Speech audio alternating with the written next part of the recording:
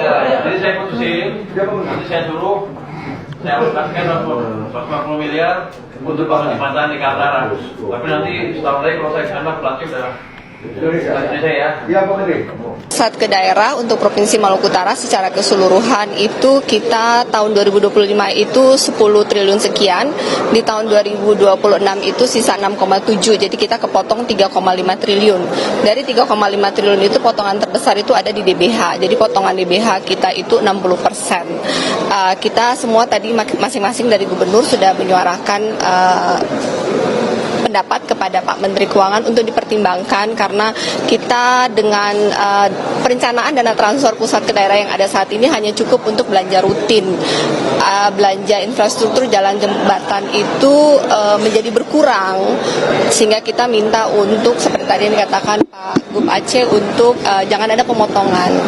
Pak Menteri Keuangan akan mencari solusi yang terbaik bagaimana sehingga pertumbuhan ekonomi di daerah tetap jalan dan stabil.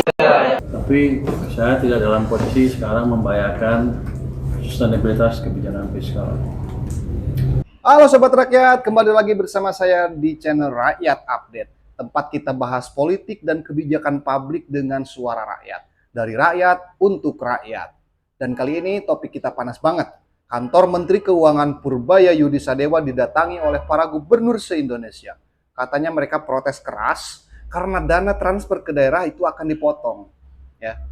Judul-judul berita pun heboh, kantor Purbaya digeruduk, seperti itulah. Tapi tunggu dulu, benarkah kebijakan Purbaya ini salah?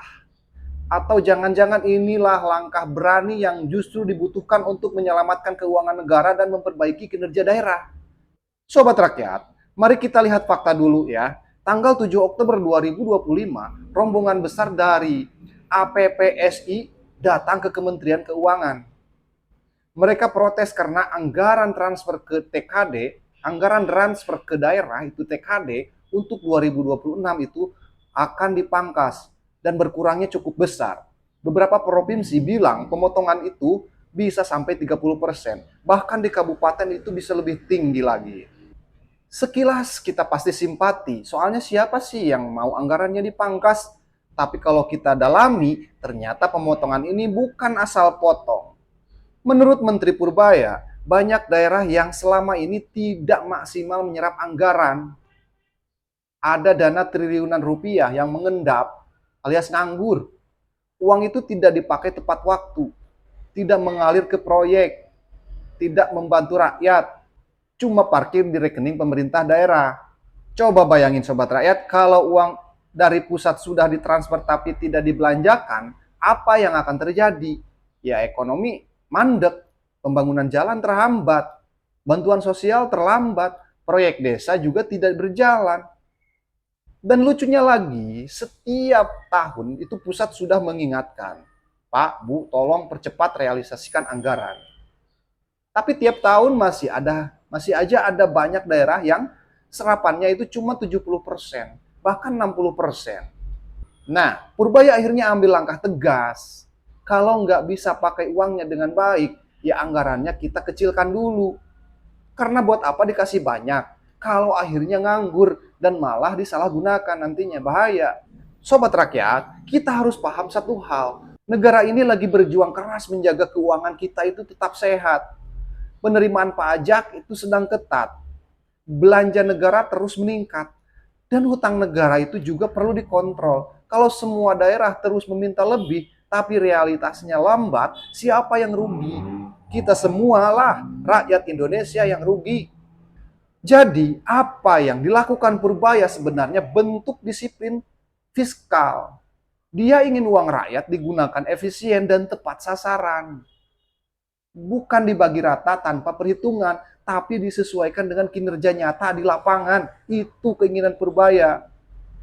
Kebijakan ini memang pahit, tapi seperti obat pahit, kadang itu justru yang menyembuhkan penyakit lama di sistem keuangan daerah kita. Kita juga harus jujur, jarang banget ada pejabat berani menolak tekanan dari para kepala daerah. Bayangin, didatangi rombongan gubernur se-Indonesia, tapi Purbaya tetap tenang, tetap dengan data, tetap dengan prinsip. Dia nggak marah, dia nggak balas gertak, cuman bilang kami akan meninjau. Tapi tolong juga daerah perbaiki kinerjanya. Tuh, mantap kan? Ini menunjukkan sesuatu. Dia bukan pejabat yang asal takut tekanan politik. Dia berani, tapi juga terbuka untuk evaluasi. Dan itu jarang banget kita lihat di birokrasi hari ini. Sobat rakyat, kalau kita lihat ke depan, langkah ini sebenarnya bisa bikin sistem keuangan daerah jauh lebih sehat. Karena dengan pemotongan ini, daerah akan terpaksa lebih kreatif mencari pendapatan asli daerah. Bukan cuma mengandalkan dana transfer dari pusat. Daerah juga jadi terdorong untuk belanja lebih cepat dan efisien. Nggak bisa lagi menunda proyek sampai akhir tahun hanya demi seremonial. Artinya, uang rakyat itu bakal berputar lebih cepat di ekonomi lokal. Pedagang, buruh proyek, petani, semuanya bisa merasakan dampaknya langsung. Dan inilah yang disebut kemandirian daerah yang sesungguhnya. Sobat rakyat, jangan salah paham.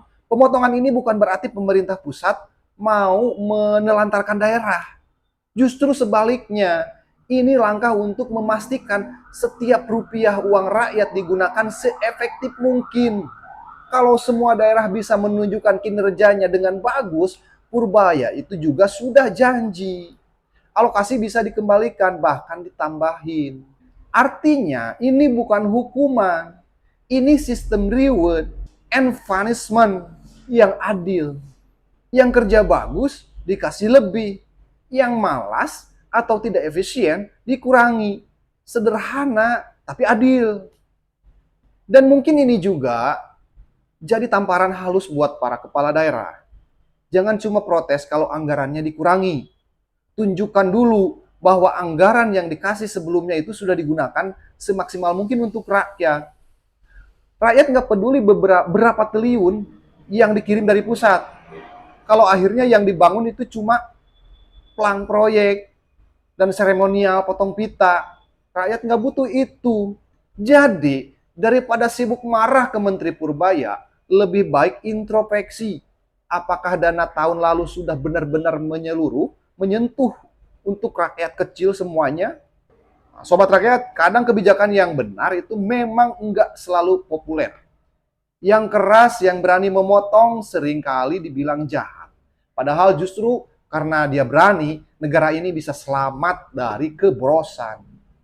Langkah Pak Purbaya ini bisa jadi potensi penting untuk keuangan daerah yang lebih sehat, transparan, dan mandiri. Dan kalau semua pihak bekerja jujur, rakyat akan merasakan manfaatnya. Bukan lewat janji, tapi lewat hasil nyata di lapangan. Seperti itu. Itu dia ya Sobat Rakyat. Sisi lain dari kisah kantor Purbaya digeruduk gubernur, kadang yang tampak keras di permukaan justru menyimpan niat baik di dalamnya. Kalau Sobat Rakyat setuju bahwa uang rakyat itu harus dipakai dengan disiplin dan tanggung jawab, tekan tombol like. Tulis pendapat kalian di kolom komentar. Jangan lupa subscribe channel ini karena di Rakyat Update kita bahas fakta dari dua sisi biar rakyat makin cerdas, bukan makin tersulut ya. Saya pamit undur dulu, tetap berpikir kritis, tetap berpihak kepada kebenaran karena seperti biasa rakyat harus tahu. Terima kasih.